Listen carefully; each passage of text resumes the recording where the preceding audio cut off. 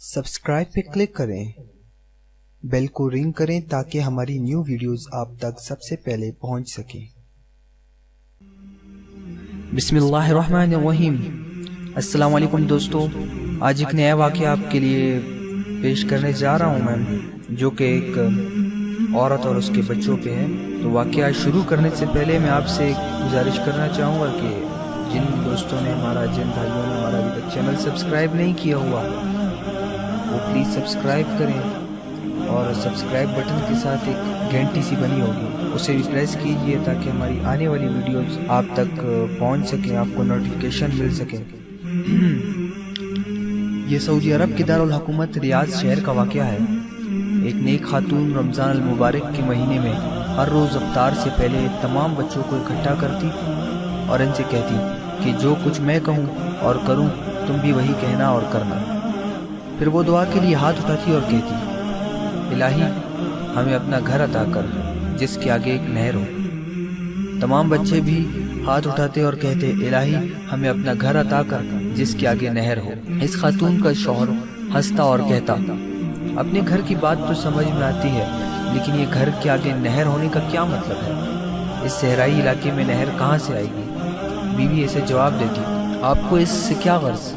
ये हमारा और अल्लाह ताला का मामला है, आप बीच में मत आइए।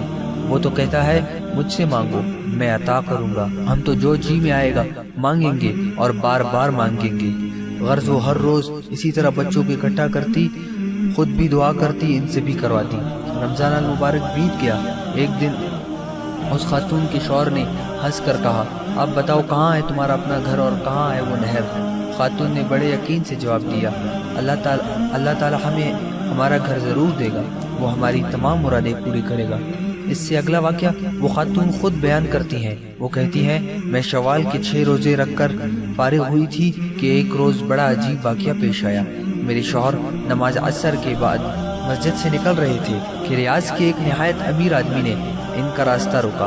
मेरे शौहर इसे जानते तक न थे। इस आदमी ने इन्हें सलाम किया और कहा, मेरे पास एक घर है, आधे घर में तो मेरे वालिद रहते हैं, घर का दूसरा निस्फ खाली पड़ा है। अल्लाह ताला ने मुझे और मेरी औलाद को अपने फजल व करम से बहुत कुछ दिया है, हमें इस आधे घर की ज़रूरत नहीं। आज मैं इस इरादे से निकला था कि नमाज असर के बाद मस्जिद से निकलने वाले पहले आदमी को मैं वो आधा घर दे दूंगा। यूँ आपसे मुलाकात हुई तो गुजारिश ये है कि मेरा आधा घर आप हदिया कबूल फरमाइए। बिला कीमत मकान लेते हुए हमें तरदद हुआ।